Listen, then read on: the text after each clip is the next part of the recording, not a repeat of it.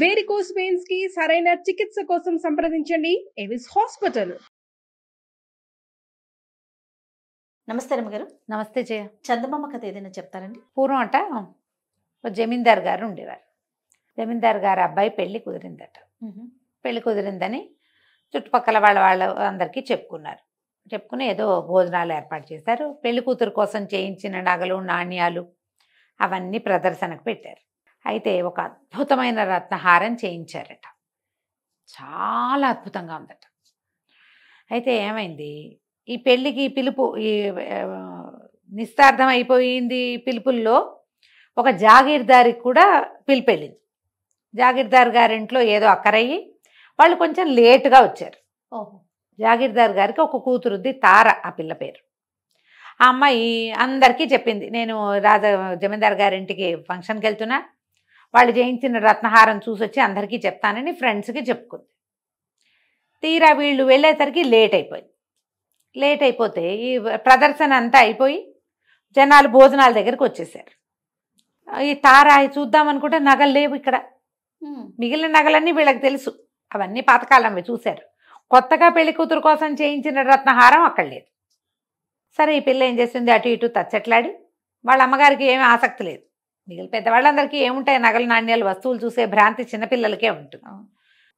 అందరూ భోజనాలకు వెళ్ళిపోయారు. ఈ అమ్మాయి ఏం చేసింది, జమీందార్ గారు అమ్మాయి మాలినిని అడిగింది, ఆ హారం చూపించవా నాకు అంటే.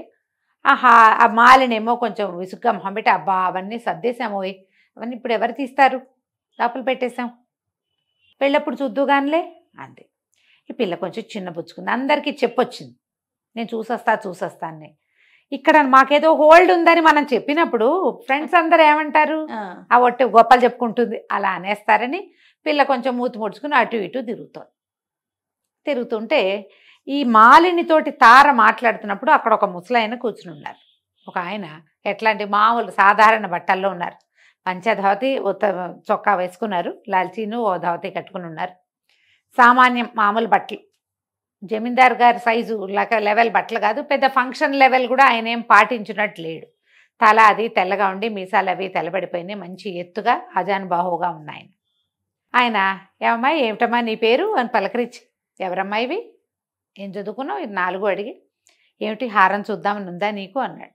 అనేసరికి అలా పిల్ల చటుక్కుని ఆశ్చర్యపోయి, మీకు ఎలా తెలుసండి, అదే ఇప్పుడు నువ్వు మాలిన్తో మాట్లాడుతున్నావు కదా, దాన్ని నేను చూపిస్తాను నీకు అన్నాడు. అనేసరికి పిల్ల కొంచెం సరదా పడింది, కానీ ఈయన ఎవరో పెద్ద మనిషిలాగా ఉన్నాడు, కానీ అంత పెద్ద మనిషిగా లేడు, ఆయన మామూలు బట్టలు కట్టుకుని ఉన్నాడు. మేము బంధువులమేనమ్మా, ఇది మా ఇల్లే అన్నాడు. అనేసరికి సరే ఆయన చూపిస్తాను అన్నాడు కదా. మాలిని దాని పనులలో అది ఉంటుంది, చుట్టాలకి చూసుకుంటుందిగా, రా అని చెప్పి ఈ తారని వెంబడి పెట్టుకుని పైన మేడ మీదకి తీసుకుపోయాడు. ఓ అరలాగి అందులోంచి రత్నహారాన్ని తీసి చూపించాడు. పిల్ల చక్కగా చూసింది, పెద్ద హారం, పచ్చలు కెంపులు పెట్టారు, ముత్యాలు వేళ్లాడుతున్నాయి, ఎంత బాగుందో. ఆయన అన్నాడు, చూసావా నీ ఫ్రెండ్స్కి వర్ణించి చెప్పుకుందు కానీ అని చెప్పి ఏమన్నాడు, నీకు గుర్తుంటుందో ఉండదో, ఉండు ఈ హారం నకలు నీకు గీసిస్తాను అని జేబులోంచి ఒక పేపరు పెన్సిల్ తీశాడు. లాల్చీ వేసుకుని ఉన్నాడు కదా, లాల్చీ జేబులోంచి మడతలు పెట్టున్న కాగితాన్ని సాపు చేసి చిన్న పెన్సిల్ ఆయన దగ్గర, ఆ పెన్సిల్ పెట్టి అన్నాగా డిజైన్ చక్కగా గీశాడు. గీసి పిల్ల చేతిలో పెట్టాడు. వెళ్దామా ఇంకా అన్నాడు. సరేనని తార లేచేసింది. ఆ కాగితం మడత పెట్టి పర్సులో పెట్టుకుంది. హ్యాండ్ బ్యాగ్ తెచ్చుకుంది పిల్ల, ఇందులో పెట్టుకుంది. ఈ అమ్మాయి చూస్తుండగానే ఆయన లోపల పెడుతున్నాడు, పెట్టేదాకా ఉండల. ఆయన లోపల పెడతాను అన్నాడు, అర కూడా లాగాడు. పెడతాడని పిల్ల దిగొచ్చేసి అయిపోయింది. భోజనాలు చేసేశారు. మళ్ళీ ఆ పెద్దగా ఈ పిల్లకి కనపడలేదు. ఎవరి దారిన వాళ్ళు ఇంటికి వెళ్ళిపోయారు. ఒక వారం 10 రోజుల తర్వాత జమీందార్ గారి ఇంటి నుంచి వీళ్ళకి కబురు వచ్చింది, తారని తీసుకురండి. తారని తీసుకుని వెళ్ళారు. వెళ్ళేసరికల్లా జమీందార్ గారి భార్య తారని పక్కకి తీసుకెళ్ళి, ఏమమ్మా నువ్వు నీ ఫ్రెండ్స్ అందరికీ మరి నగ నేను చూశానని చెప్పావుట, నువ్వు చూడలేదట కదమ్మా, మాలిని నీకు చూపించలేదని చెప్పింది, నీకెవరు చూపించారు నగ, నువ్వు ఎప్పుడు చూసావు అనేసరికల్లా ఈ పిల్లంది, అవునండి నేను మాలిని అడిగాను, మాలిని అన్నీ సర్దేశాము, ఇప్పుడు కుదరదులే అన్ని భోజనాల దగ్గరికి వెళ్ళిపోయింది. ఒక పెద్ద ఆయన వచ్చారు కదా ఆ రోజు, పొడుగాట ఆయన, లాల్చీ చొక్కా పైసా పంచా వేసుకున్నారు, తెల్ల జుట్టు తెల్లటి మీసాలు ఆయన. మీ బంధువులేట కదా, ఆయన నన్ను పైకి తీసుకెళ్ళి చూపించారండి అని చెప్పేసరికల్లా ఆ నాగ ఇప్పుడు కనిపించట్లేదు. ఈ పిల్ల నిర్ఘాంతపోయింది. కాదండి, నేను పెట్టేదాకా నేను ఉండలేదు, ఆయన అర లాగారు, ఆయన పెడుతూ ఉండగానే కింద నుంచి ఎవరో కేకలు పెడుతున్నారండి, నేను దిగొచ్చేసాను అనేసరికల్లా ఆవిడ ఇంత ఎత్తున సర్రుమని లేచి అంది భర్తతోటి, నేను చెప్పానా ఆయన పిలవద్దని, దరిద్రం ఎంత పని అయినా చేస్తుంది, లేకి గుడ్డలు ఆయనను పిచ్చి బట్టలు వేసుకుని వచ్చాడు ఫంక్షన్కి, చూడండి హారం సవరిచ్చేసాడు, దరిద్రుడు కాబట్టి ఇంత పని చేశాడు, పెళ్ళికని చేయించాం, హారం అందరికీ చూపించాం, పెళ్లి వాళ్ళకి చెప్పాం, ఇప్పుడు ఏం చేస్తాం, పోయింది అఘోరించండి అని భర్తను తిట్టడం మొదలుపెట్టింది జమీందారు గారి భార్య. ఈ పిల్ల తెల్లపోయింది. ఆయన ఎంత సాత్వికంగా ఉన్నాడు, ఎంత చక్కగా మాట్లాడాడు, అలవాటైన వాడిలాగా లోపల గదిలోకి దారి తీసాడే. ఆయనకు స్పష్టంగా తెలుసు ఆయన దొంగతనం చేస్తాడా, ఆయన దొంగ. ఇప్పుడు ఆయన చూపించాడు, తను చూసింది, ఆయన పెడుతూ ఉండగా పెడతాడని చూసింది, కానీ పెడుతూ ఉండగా పెట్టేశాక తను చూడలే, తను కూడా దొంగ అయింది. వాళ్ళందరూ ఏ పిల్లకేసి అసహ్యంగా చూశారు. జాగీర్దార్ గారు భార్య కొంచెం కూతుర్ని కేకలేస్తారు కదా, అన్నీ వేద ఎంతూసియాసం చూడు నీ నెత్తి మీదకి వచ్చింది. ఆయన పట్టుకుపోయిన వాడు ఆయన బాగానే ఉన్నాడంటే, ఆయన పట్టుకుపోయాడంటే అని కూడా ఈ పిల్లకి నచ్చల. అయ్యో పెద్ద మనిషిలాగా ఉన్నాడే, ఇంత పని చేస్తాడా ఆయన, చేసి ఉండడు. ఇంకేదో జరిగింది. తెల్ల బిక్కమొహం వేసుకుని దొంగతనంలో పాలు పంచుకున్నందుకు ఏం చెయ్యాలో తెలియక ఇంటికి వచ్చేసింది. ఆ రోజు ఆయన కాగితం మీద బొమ్మ వేసి ఇచ్చాడు కదా, ఆ కాగితం బయటికి తీసింది, దానికి వేసే చూస్తోంది. చూస్తూ సరే చూసి ఇంత చక్కగా బొమ్మ వేశాడు, ఎంత ముద్దుగా మాట్లాడాడు, అమ్మా తల్లి అన్నాడే, అయ్యో అని ఆ కాగితం మడత పెడుతూ పెట్టబోయింది. పక్కన వెనకాల చిన్నగా ఒక 2 పేర్లు రాసున్నాయి, అప్పారావు రామాపురం. ఈయన పేరేనేమో, ఎందుకంటే ఆ కాగితం అక్కడిది కాదు, ఆయన జేబులో నుంచి తీశాడు. అక్కడి నుంచి ఏం చేసింది, తమ్ముడిని వెంబడి పెట్టుకుని, ఒరే అప్పారావు గారిని వెతుకుందాం, ఆ రామాపురం ఎక్కడుందో వెళ్దాం పదని బండి పురమాయించుకుని ఆ బండి వేసుకుని ఆ రామాపురం వెళ్ళింది. అప్పారావు గారిని అడుగుతూ వెళ్ళేసరికల్లా తీరా అప్పారావు గారు వీళ్ళు ఏమనుకుంటున్నారు, ఆయన సింపుల్ బట్టలు వేసుకొచ్చాడు, మనం ముందే చెప్పుకున్నాం, ఆయన దగ్గర ఏమీ లేదు రూపాయి. వాళ్ళకి అదే తెలుసు, దరిద్రం ఎంత పైన చేస్తుందని జమీందారుడి గారు తిట్టిపోస్తూనే ఉంది.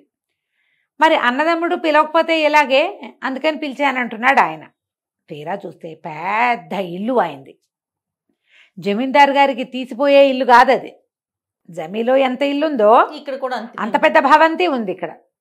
ఈ పిల్లలో వెళ్ళేసరికి ఆయన లోపల నుంచి బయటకు వస్తూ ఈ పిల్లని చూసి ఆశ్చర్యపోయాడు. తారని చూసి, ఏమమ్మా ఇట వచ్చావు అన్నాడు.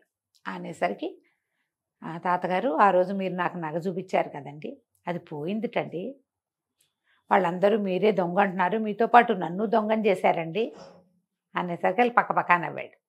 మా వాళ్ళు నగబోయింది నువ్వే కొట్టేశావని నాకు ఉత్తరం రాశారులే, నేను రాద్దాం అనుకుంటున్నాను, రారా అని అమ్మాయిని లోపల తీసుకెళ్ళి కూర్చోబెట్టాడు. ఆ పిల్ల అడిగింది, ఎందుకండి మీరు అంత పని చేశారని. ఆ ఇంట్లోనే ఉందమ్మా, నేను తీసుకురాలేదు దాన్ని, ఇంత పెద్ద వస్తువు ఎట్లా తెస్తాను ఎవరికి కనపడకుండా, అక్కడే పెట్టా, ఇంకో చోట పెట్టాను అనేసరిగా, ఎందుకండి అలా చేశారు. జమీందారు మా అన్నేనమ్మా, మా ఇంట్లో నాకు తెలిసిన రహస్య ప్రదేశాలు మా అన్న కూడా తెలియవు, మేము ఆస్తులు పంచుకున్నప్పుడు నా వాటాకి ఎక్కువ రాలేదు, జమీ ఆయనకి వెళ్ళింది పెద్దవాడు కాబట్టి నేను బయటకు వచ్చేసాను, నేను ఎట్లా ఉన్నానో వాళ్ళకి తెలీదు, నా గురించి అజాపజా కనుక్కోలేదు, మా వదిన గారికి నా మొహం గిట్టేది కాదు, నేను 12-15 లక్షలు సంపాదించానులే, అక్కడికి రాకుండా రామాపురంలో ఇల్లు వాకిలి ఏర్పరచుకున్నాను, నా వ్యాపారం అవి ఇక్కడే ఉన్నాయి, వ్యవసాయం అంతా కూడా నేను సంపాదించానని కూడా వాళ్ళకి తెలీదు, ఏదో లేమిలో బతుకుతున్నాను, వాళ్ళు ఇచ్చిన పావలా వాటాతోటని వాళ్ళు అనుకుంటున్నారు, నా బట్టలు చూసేనా నా గౌరవం, నేను ఆ ఇంటి తమ్ముడిని కదా, నన్నేం గౌరవించలేదు, బట్టలు గ్రాండ్గా వేసుకొస్తే గౌరవం ఇచ్చేవాళ్ళు, వీళ్ళకి శాస్తి చేయాలని ఆ వస్తువు ఇంకో చోట పెట్టాను, అంతేనమ్మా, పిల్లవాడి పెళ్ళికి దగ్గరకు వస్తుంది కదా, పెళ్ళిని దగ్గర చేసి పలానా చోట నువ్వు చూసుకోపోండి అని ఉత్తరం రాద్దాం అనుకున్నాను, నువ్వు వచ్చావు, పాప అనవసరంగా నా వల్ల నీ మీద నిందబడింది, ఓ పని చేస్తాను, ఎక్కడుందో వాళ్ళకు ఉత్తరం రాయను, ఎక్కడుందో నీకు గీసిస్తా, నువ్వే ఆ వస్తువుని బయటపెట్టు అని చెప్పి ఆ ఇంటి ప్లాన్ లోపల భాగంలో ప్లాన్ గీసి ఇచ్చాడు. ఆయన అలాంటి వాడనమాట. ఆ వస్తువు ఎక్కడుందో గీసేస్తే ఆ పిల్ల అంతా చూసుకుని ఆ గదిలో ఏ అరలో ఏ ప్రాంతంలో ఉందో ఆలోచించి చూసుకుని ఇంటికి వెళ్ళిపోయింది. వెళ్ళి మళ్ళీ జమీందార్ గారింటికి వెళ్ళింది. తండ్రి పర్మిషన్ తీసుకుని ఆవిడతో మాట్లాడి, మీ నగ ఎక్కడికి పోయి ఉండదండి, ఆయన ఏమి తీసుకెళ్లే మనిషి కాదు, ఇంట్లోనే ఉండుంటుంది, నన్ను కొంచెం పరిశోధన చేయనివ్వండి, ఆ రోజు చాలా ఆరలు చూశాను నేను అని చెప్పి ఆ గదిలో లోపలికి వెళ్ళి, లోపల ఆయన చెప్పాడు కదా ఫలానా చోట ఇంకో ఆర ఉందని, ఆరలాగి అందులో ఇచ్చి వస్తువు తీసుకొచ్చి వెళ్ళి చేతిలో పెట్టి, ఓరిని పొరపాటున ఇట్లాగా పెట్టేశాం, కనపడలేదు అంతే అని అనుకొని జమీందార్ గారు వాళ్ళు అంతా తారని మెచ్చుకున్నారు. తర్వాత పెళ్ళికి ఈయన్ని పిలవల వాళ్ళు, కానీ ఆయనే స్వయంగా పెళ్ళికొచ్చాడు. ఎందుకంటే వస్తువు పోగొట్టాడు, ఏదో చేశాడు అలా అనిపించింది కదా. ఆయనే వచ్చి బోల్డని బహుమతులు కూడా చదివించి తను ఎలాంటి స్థితిలో ఉన్నాడో తెలియజేశాడు. కథ కంచికి మనం ఇంటికి. రైట్. నమస్తే రమ్మగారు. నమస్తే చేయు.